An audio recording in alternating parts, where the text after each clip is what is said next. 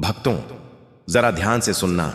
माताएं और बहनें, अपने कान खोलकर इस वाणी को आत्मसात कर लेना, क्योंकि बाद में यह मत कहना कि किसी ने आपको बताया नहीं। दरअसल यह संदेश कोई साधारण संदेश नहीं है।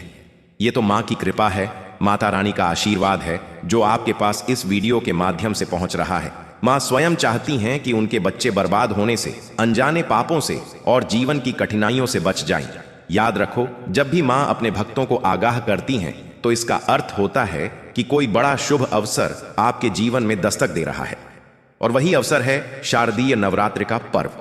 भक्तों, नवरात्रि का पर्व सिर्फ कोई साधारण त्योहार नहीं है। ये तो वह समय है जब सृष्टि की आद्य शक्ति मां दुर्गा स्वयं पृथ्वी पर अवतरित होती है। इन 9 दिनों को गंगा जल की एक एक बूंद के समान पवित्र बताया गया है। जैसे गंगा की एक बूंद से पाप धुल जाते हैं, वैसे ही नवरात्रि का हर एक दिन हमारे पाप, दुख और कष्टों को हर लेता है। कहा गया है कि जो भक्त सच्चे मन से इस पूरे कालखंड में मां की उपासना करते हैं, उनके जीवन में सुख, समृद्धि, वैभव और अपार खुशियां स्वतः चली आती हैं। यही कारण है कि इसे अत्यंत मंगलकारी पर्व कहा गया है। अब भक्तों, इस बार नवरात्रि कुछ विशेष है, क्योंकि इस वर्ष माता दुर्गा हाथी पर सवार होकर पधार रही हैं। ये अपने आप में बहुत बड़ा संकेत है। धर्म ग्रंथों और मान्यताओं के अनुसार जब मां हाथी पर आती हैं तो इसका सीधा अर्थ होता है वर्ष भर सुख, शांति, अन्न धन की वृद्धि और जीवन में शुभता का आगमन। हालांकि कुछ मत यह भी कहते हैं कि हाथी की सवारी से अस्थायी महामारी का भी योग बनता है, लेकिन सच्चे भक्तों के लिए यह चिंता का विषय नहीं है, क्योंकि मां का आशीर्वाद हो तो कोई महामारी पास तक नहीं आती। भक्तों, यह समझना जरूरी है कि मां का हर रूप और हर वाहन कोई न कोई संकेत अवश्य देता है। पुरानी मान्यताओं और शास्त्रों में लिखा है कि यदि मां दुर्गा शारदीय नवरात्रि में सिंह वाहन पर न आकर हाथी पर सवार हों तो इसे अत्यंत शुभ माना जाता है। इससे न केवल घर परिवार में सुख शांति बनी रहती है, बल्कि भक्ति का फल भी अनेक गुना बढ़ जाता है। मां का यह वाहन इस बात का प्रतीक है कि इस वर्ष उनके भक्तों पर अन्न, धन और वैभव की वर्षा होने वाली है। भक्तों, इस बार एक और बड़ी बात है। नवरात्रि पूरे विधि विधान से पूरे 10 दिनों तक मनाई जाएगी। एक भी दिन न कम होगा न ज्यादा। यानी इस बार पूरा पर्व पूरी तरह शुद्ध और संपूर्ण रहेगा। विशेष रूप से इस बार मां सिंहिनी की पूजा बड़े ही विधि विधान और भक्ति भाव से की जाएगी। अब जरा ध्यान दो, इस बार शारदीय नवरात्रि का आरंभ अश्व के चित्रण के साथ हो रहा है। यह भी एक विशेष संयोग है। और यही नहीं, इस बार उत्तरा फाल्गुनी नक्षत्र और हस्तयोग का अद्भुत मेल भी बन रहा है। ऐसे संयोग सदियों में कभी कभार ही आते हैं, इसलिए इस नवरात्रि का फल और भी अधिक प्रभावी होने वाला है। हर नवरात्रि की शुरुआत घट स्थापना से होती है। घट स्थापना का महत्व इतना अधिक है कि इसे पूरे पर्व का आधार माना जाता है। शास्त्रों में लिखा है कि बिना घट स्थापना के नवरात्रि पूजा अधूरी मानी जाती है, और इस वर्ष घट स्थापना सोमवार 22 सितंबर को होगी। समय की भी बात कर लें, सबसे श्रेष्ठ समय सुबह 6 बजे से 8 बजे के बीच रहेगा। कहा जाता है कि इस समय में किया गया संकल्प और पूजा सीधा देवी तक पहुंचती है। अगर किसी कारणवश आप इस समय पूजा नहीं कर सकते तो दोपहर का मुहूर्त भी उपलब्ध है, सुबह 11 बजे से दोपहर 12:38 तक। इस दौरान किया गया घट स्थापना भी उतना ही फलदायी होगा। भक्तों, ध्यान रहे, इस कालखंड में किया गया हर एक छोटा सा कार्य भी अनेक गुना फल देता है, क्योंकि इन दिनों देवी देवताओं का सीधा वास होता है। इसीलिए इसे देवताओं का पर्व भी कहा जाता है। भक्तों, अब जरा ध्यान से सुनिए। हमने जाना कि घट स्थापना का कितना महत्व है, लेकिन यहां एक और बड़ी बात छिपी है। अगर घर में अशुद्ध वस्तुएं पड़ी हों तो नवरात्रि की पूजा का पूरा फल नहीं मिलता। यहां तक कि मां लक्ष्मी का वास भी ऐसे घर में नहीं होता। सोचिए जरा, अगर घर का मंदिर टूटी मूर्तियों, पुरानी माला या अधजली अगरबत्तियों से भरा हो तो क्या मां उसमें वास कर सकती हैं? नहीं। शास्त्र साफ कहते हैं, देवी वहीं निवास करती हैं जहां स्वच्छता और पवित्रता हो। इसलिए नवरात्रि शुरू होने से पहले घर की हर एक वस्तु पर नजर डालना बेहद जरूरी है। पुरानी टूटी हुई मूर्तियां हों तो उन्हें नदी में विसर्जित कर दें। ध्यान रहे, टूटी हुई मूर्तियों की पूजा करने से आपके सारे व्रत, आपकी आस्था और भक्ति व्यर्थ चली जाती है। इसी तरह अगर मंदिर में खाली माचिस, सड़े हुए फूल या धूप बत्ती की डिब्बियां रखी हों तो तुरंत उन्हें बाहर कर दें। ये सब वस्तुएं नकारात्मक ऊर्जा को आकर्षित करती हैं, और भक्तों, जहां नकारात्मकता होती है वहां देवी देवताओं का वास कभी नहीं हो सकता। अब सुनो एक और महत्वपूर्ण नियम। नवरात्रि के 9 दिन बेहद पवित्र माने गए हैं। इन दिनों ब्रह्मचर्य का पालन करना अनिवार्य है। साथ ही प्याज, लहसुन, मांस, मदिरा और अंडे का सेवन पूरी तरह निषिद्ध है। ये सब वस्तुएं रजोगुण और तमोगुण को बढ़ाती हैं, जबकि नवरात्रि का समय सात्विकता का होता है। अक्सर भक्त नियम तो मान लेते हैं, लेकिन भूलवश अपने घर में ये अशुद्ध चीजें रख लेते हैं, जैसे कोई पुराना बर्तन, टूटा शीशा या छत पर पड़ा कूड़ा कचरा। याद रखना, ऐसी वस्तुएं मां लक्ष्मी को अप्रसन्न करती हैं। शास्त्रों में यहां तक लिखा है कि बंद घड़ी भी घर से निकाल देनी चाहिए, क्योंकि बंद घड़ी समय से पीछे चलने के समान है। यह आपके जीवन में रुकावट और पिछड़ापन लाती है। इसलिए नवरात्रि शुरू होने से पहले घर की हर टूटी फूटी और बेकार वस्तु को बाहर निकालना चाहिए। भक्तों, यही कारण है कि गंगा जल छिड़कने की परंपरा है। भगवान श्री कृष्ण ने गीता में कहा है कि बिना गंगा जल के कोई भी शुभ कार्य सफल नहीं होता। अगर घर में गंगा जल उपलब्ध न हो तो आप गोमूत्र का प्रयोग कर सकते हैं। थोड़े से पानी में गोमूत्र मिलाकर घर के कोनों में छिड़क दें।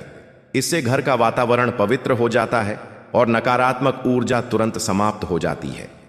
याद रखो भक्तों, नवरात्रि के 9 दिन मां शेरनी स्वयं आपके घर में निवास करती हैं। इसलिए घर को साफ सुथरा, सुगंधित और सात्विक बनाए रखना अनिवार्य है। दिन में दीपक जलाना और शाम को धूप करना वातावरण को शुद्ध करता है और मां को प्रसन्न करता है। अब एक और महत्वपूर्ण नियम जान लो। मां का स्वागत हमेशा आदर और भक्ति से होना चाहिए। इसके लिए घर के मुख्य द्वार को फूलों और रंग बिरंगी सजावट से सजाएं। मुख्य द्वार वह स्थान है जहां से मां प्रवेश करती हैं। अगर द्वार गंदा हो या वहां कचरा जमा हो तो समझो मां का आगमन रुक गया। इसलिए ध्यान रखो, मुख्य द्वार पर कभी कूड़ा ना रखो और द्वार को रोजाना जल छिड़क कर साफ करो। इसी प्रकार जब माता का सिंहासन तैयार करो तो उस पर कभी भी कागज न बिछाओ। सिंहासन के लिए हमेशा लाल कपड़ा ही उपयोग करो। फटा हुआ या मैला कपड़ा देवी को अस्वीकार्य होता है। भक्तों, छोटी छोटी बातें बड़ी आशीर्वादों का कारण बनती हैं। याद रखो, मां लक्ष्मी केवल उसी घर में वास करती हैं जहां स्वच्छता, शुद्धता और सकारात्मक ऊर्जा का प्रवाह हो। भक्तों, अब हम नवरात्रि के दौरान होने वाले विशेष नियमों और परंपराओं को और गहराई से समझेंगे। देखो, नवरात्रि के 9 दिन केवल उपवास और पूजा भर नहीं होते, बल्कि ये हमारे जीवन को बदलने वाले 9 दिन होते हैं। इन दिनों में जो भी नियम निभाए जाते हैं उनका सीधा असर हमारे मन, शरीर और आत्मा पर पड़ता है। सबसे पहले बात करते हैं मंदिर और पूजा स्थल की। अक्सर लोग अपने घर के मंदिर में बेकार की वस्तुएं जमा कर लेते हैं। पुरानी धार्मिक पुस्तकें, भगवान के पुराने वस्त्र या मुकुट, टूटी फूटी मालाएं, ये सब मंदिर में पड़े रहते हैं। भक्तों, शास्त्रों में साफ लिखा है कि मंदिर पवित्रता का स्थान है। अगर वहां बेकार चीजें रख दी जाएं तो देवी देवताओं की कृपा धीरे धीरे कम हो जाती है। इसलिए नवरात्रि शुरू होने से पहले मंदिर की पूरी तरह सफाई करना बेहद आवश्यक है। और सिर्फ मंदिर ही क्यों, जहां आप धन रखते हैं जैसे अलमारी या तिजोरी, उसकी सफाई भी करनी चाहिए, क्योंकि नवरात्रि के दौरान मां लक्ष्मी स्वयं आपके घर आती हैं। अगर धन रखने का स्थान गंदा हो, वहां बेकार चीजें पड़ी हों, तो मां लक्ष्मी वहां रुकती नहीं। इसलिए उस स्थान को भी मंदिर की तरह साफ और पवित्र बना लो। अब ध्यान दो भक्तों, नवरात्रि में देवी की पूजा में कौड़ियों का विशेष महत्व बताया गया है। कौड़ियां मां लक्ष्मी का प्रिय आभूषण मानी जाती हैं। अगर आप नवरात्रि के दिनों में प्रतिदिन देवी के सामने कौड़ियों की पूजा करें और फिर उन्हें धन रखने के स्थान पर रखें तो घर में कभी दरिद्रता नहीं आती। ये एक सरल उपाय है, लेकिन इसका प्रभाव अद्भुत होता है। भक्तों, अब बात करते हैं घर की अन्य वस्तुओं की। पुराने जूते चप्पल, टूटे बर्तन, टूटा शीशा या घर में रखी टूटी फूटी ईंटें, ये सब वस्तुएं नकारात्मक ऊर्जा का केंद्र होती हैं। ऐसी वस्तुएं घर में अशांति फैलाती हैं और मां लक्ष्मी को अप्रसन्न करती हैं। इसलिए नवरात्रि शुरू होने से पहले इन सबको घर से बाहर करना जरूरी है। शास्त्रों में यहां तक कहा गया है कि टूटी हुई वस्तुएं दुर्भाग्य को आमंत्रित करती हैं। इसलिए भक्तों, घर को केवल बाहर से नहीं बल्कि अंदर से भी स्वच्छ और पवित्र बनाना जरूरी है। अब सुनो भोजन और फलाहार की बात। नवरात्रि का सबसे महत्वपूर्ण नियम है कि इन दिनों सात्विक भोजन ही किया जाए। शास्त्रों में कहा गया है कि भगवान और देवी देवताओं को वही भोग लगाना चाहिए जो शुद्ध और सात्विक हो। इसलिए नवरात्रि में व्रत रखने वाले भक्तों को सेब, केला, पपीता, तरबूज और मीठे अंगूर का सेवन करना चाहिए। खासतौर से मीठे अंगूर का महत्व सबसे अधिक बताया गया है, क्योंकि मीठे अंगूर माता सीता का प्रतीक माने जाते हैं। मान्यता है कि जो भक्त नवरात्रि में मीठे अंगूर का सेवन करता है, उसके जीवन से 10 प्रकार के रोग दूर हो जाते हैं। और इतना ही नहीं, मीठे अंगूर घर में आने से समृद्धि और सुख का भी आगमन होता है। भक्तों, याद रखो, नवरात्रि सिर्फ उपवास करने का नाम नहीं है, ये तो आत्मा को शुद्ध करने का माध्यम है। इन दिनों का फल तभी मिलता है जब आप सात्विक आहार और नियमों का पालन करें। भक्तों, अब हम बात करेंगे नवरात्रि के दौरान व्रत और साधना के गहरे महत्व की। देखो, जब भी कोई भक्त नवरात्रि का व्रत करता है तो यह केवल शरीर को कष्ट देने या खाना छोड़ देने के लिए नहीं होता, बल्कि इसका असली उद्देश्य है मन को नियंत्रण में लाना, इंद्रियों पर विजय पाना और आत्मा को शुद्ध करना। शास्त्रों में कहा गया है, उपवास केवल अन्न त्याग नहीं बल्कि बुरे विचारों का त्याग है। यानी अगर आपने व्रत रखा लेकिन मन में क्रोध, ईर्ष्या और लालच भरा रहा तो उस व्रत का कोई लाभ नहीं मिलता। व्रत तभी सफल होता है जब शरीर के साथ साथ मन भी सात्विक और शांत हो। भक्तों, नवरात्रि में जो भी साधना की जाती है, चाहे वह मंत्र जाप हो, पाठ हो या ध्यान, उसका प्रभाव सामान्य दिनों की तुलना में कई गुना अधिक होता है, क्योंकि इन 9 दिनों में वातावरण स्वयं ही पवित्र और ऊर्जावान रहता है। इसलिए जो भी भक्त सच्चे मन से साधना करता है, उसके जीवन की कठिनाइयां धीरे धीरे मिटने लगती हैं। अब बात करते हैं अखंड ज्योति की। नवरात्रि के समय माता दुर्गा के समक्ष अखंड ज्योति प्रज्वलित करने का बहुत बड़ा महत्व है। मान्यता है कि यह ज्योति केवल रोशनी ही नहीं देती, बल्कि घर से अंधकार, दुख और नकारात्मकता को भी दूर करती है। अगर किसी भक्त के घर में नकारात्मक ऊर्जा का वास हो तो अखंड ज्योति प्रज्वलित करने से वह समाप्त हो जाती है। यही कारण है कि अखंड ज्योति को मां दुर्गा का आशीर्वाद माना जाता है। भक्तों, अब एक और गुप्त रहस्य सुनो। नवरात्रि के दौरान प्रतिदिन देवी के अलग अलग स्वरूप की पूजा होती है। पहले दिन मां शैलपुत्री, दूसरे दिन मां ब्रह्मचारिणी, तीसरे दिन मां चंद्रघंटा और इसी तरह 9वें दिन मां सिद्धिदात्री। हर दिन की देवी अलग शक्ति देती हैं। अगर भक्त हर दिन की देवी का ध्यान और पूजा सही विधि से करे तो उसके जीवन में 9 प्रकार की शक्तियां स्वतः जागृत हो जाती हैं। भक्तों, नवरात्रि का एक विशेष नियम और भी है। इन दिनों में घर में कलह, झगड़ा या अपशब्द बोलना पूरी तरह वर्जित माना गया है, क्योंकि जिस घर में झगड़ा होता है वहां देवी का वास नहीं होता। इसलिए 9 दिन घर का वातावरण शांति, प्रेम और भक्ति से भरा होना चाहिए। और अंत में सबसे महत्वपूर्ण बात, नवरात्रि में दान और सेवा का भी उतना ही महत्व है जितना व्रत और पूजा का। अगर आप 9 दिनों तक देवी की पूजा करें लेकिन गरीब, भूखे या जरूरतमंद की मदद न करें तो पूजा अधूरी रह जाती है। शास्त्रों में लिखा है, जहां दान है वहां देवी स्वयं विराजती हैं। इसलिए नवरात्रि में भोजन दान, वस्त्र दान या किसी भी रूप में सेवा अवश्य करनी चाहिए। भक्तों, नवरात्रि का एक और अद्भुत नियम है कन्या पूजन। नवरात्रि के 8वें या 9वें दिन कन्याओं को भोजन कराना और उनका पूजन करना अत्यंत शुभ माना गया है। शास्त्रों में कहा गया है कि कन्याएं स्वयं मां दुर्गा के 9 स्वरूपों का प्रतीक होती हैं। जब हम उन्हें आदर पूर्वक भोजन कराते हैं, उनके चरण धोते हैं और उन्हें उपहार देते हैं, तो मानो स्वयं मां दुर्गा प्रसन्न होकर हमारे घर आती हैं। भक्तों, यह केवल एक परंपरा नहीं है, बल्कि इसके पीछे गहरा आध्यात्मिक रहस्य छिपा है। कन्या पूजन से हमारे घर के दोष मिटते हैं, पितृदोष शांत होता है और जीवन में सुख समृद्धि का आगमन होता है। यही कारण है कि नवरात्रि में बिना कन्या पूजन के पूजा अधूरी मानी जाती है। अब बात करते हैं कलश स्थापना की। नवरात्रि की शुरुआत कलश स्थापना से होती है और यह पूरे 9 दिनों तक घर में सकारात्मक ऊर्जा बनाए रखती है। कलश को ब्रह्मांड का प्रतीक माना गया है। इसमें जल, पत्ते, नारियल और सुपारी रखने का गहरा महत्व है।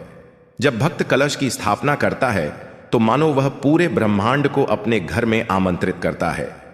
कलश में रखा जल पूरे 9 दिन मां दुर्गा की दिव्य ऊर्जा को धारण करता है और नवरात्रि समाप्त होने पर जब इसे घर में छिड़का जाता है तो घर की सारी नकारात्मक शक्तियां समाप्त हो जाती हैं।